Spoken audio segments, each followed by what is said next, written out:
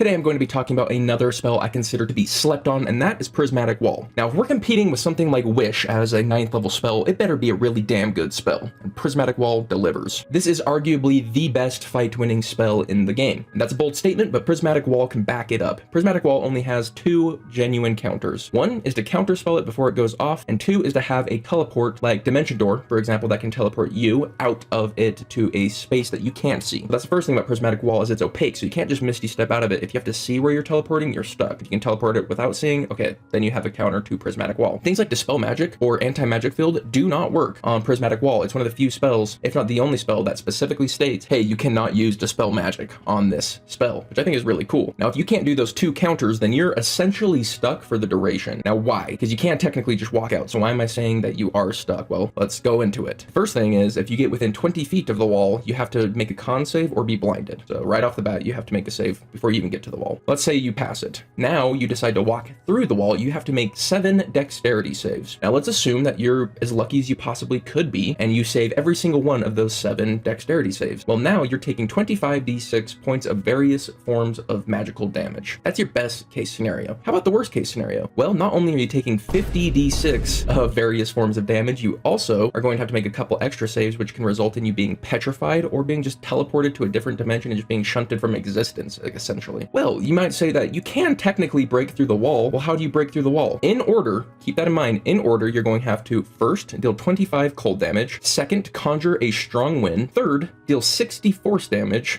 fourth, cast Pass Wall or another portal spell 5th level or higher, deal 25 fire damage, cast Daylight, and then cast Dispel Magic. That is an absurd amount of actions and requirements required of the people in the spell, and the knowledge to even know what to do in order to break through every single wall. So in any realistic sense, they cannot break out. They're going to have to deal with these walls existing. A Prismatic Wall is good on its own. It essentially is just a really powerful wall of force, but where it starts to really get insane is if your team has forced movement options that you can put them in and out of that wall. Nothing is going to survive any amount of time of going in and out of a Prismatic Wall. So if you can grapple someone and throw them in it, they're probably dead. If you can do any form of force movement, which is getting pretty common in the game, they're probably dead. So honestly, when we talk about 9th level spells, you basically only hear about Wish. So I do want to say, hey guys, there are some slept on 9th level spells. Prismatic Wall, I think, is the premier of those slept on spells. I recommend you try it in one of your games. But I want to hear what you guys think. What do you think about Prismatic Wall, and what other slept on spells should I cover next? But other than that, I hope you have yourselves a killer day, and I will see you on the next one. Later.